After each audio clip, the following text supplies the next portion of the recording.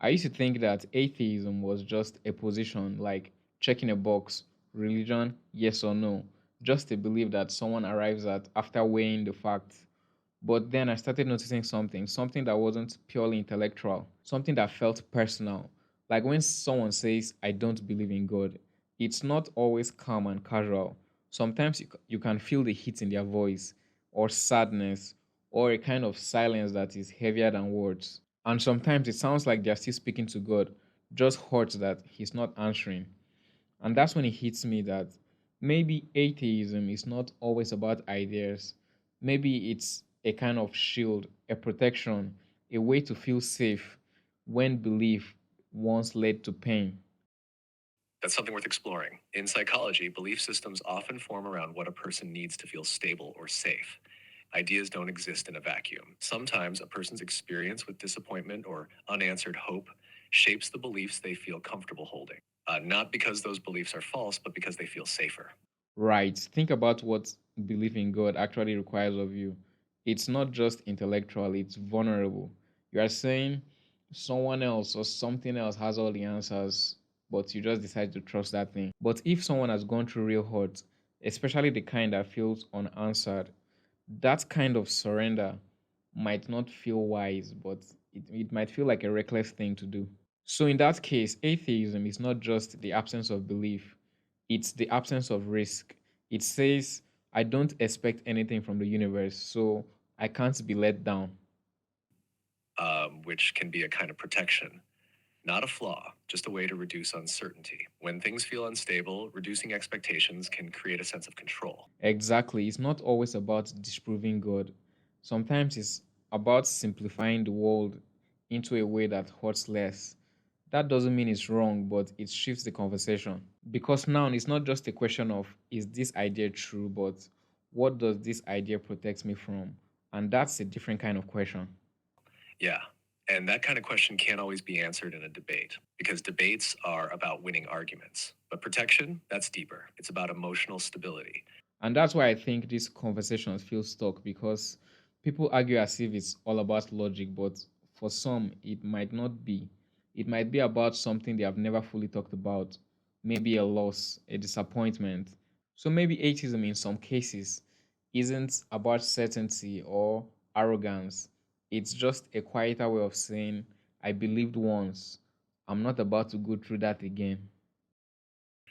Which would mean the topic isn't just about evidence or logic, it's about trust and whether it still feels safe to give it. Right. And I'm not saying that's always the case, but it might be true more often than we realize. So I think instead of asking, do you believe in God? The better question might be, what did it cost you when you did? Because beliefs aren't just conclusions, sometimes they're compromises with reality. So maybe the way forward isn't louder arguments, but gentler questions. Not to try and change someone's mind, but to understand what shaped it. But this all reminds me of that scene in Avengers Endgame. When Captain America stood alone, beaten, shield cracked, staring down an army he knew he couldn't defeat. And what did he do? He stood back up, not because the odds were in his favor, but because that's what heroes do. They believe in something bigger than themselves. They fight for good, even though it seems hopeless. And we cheer for that. We admire that. Because that kind of belief, the kind that stands when everything says fall, that's what inspires us. Not certainty, not proof, but courage. Exactly. So maybe belief in God, true belief, is not about having all the answers. It's about choosing to stand, choosing to love, choosing to hope, even when it hurts. And maybe that's what religion is calling us towards. Not blind faith, but brave faith. Not perfection, but persistence.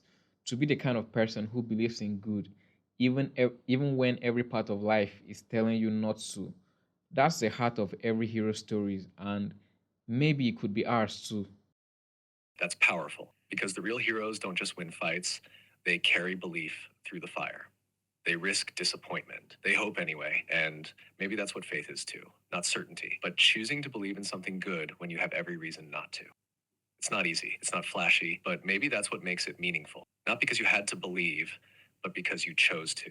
And honestly, we would all be better off if the whole world acted like superheroes. If people got back up when they got hurt, if they chose hope even when it didn't make sense, if they chose to believe in something, not because the odds said it would happen, but because they refused to give in to the darkness. Maybe that's what all this is really about. Not who's right or wrong, not debates or doctrines, but the quiet, silent power of someone who gets back up and chooses to believe again.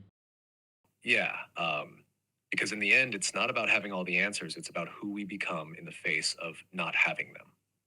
And if belief, faith, hope, whatever name you give it, can help someone become the kind of person who stands back up when it's hard, then maybe that's something worth holding on to. I think this is a very good place to stop.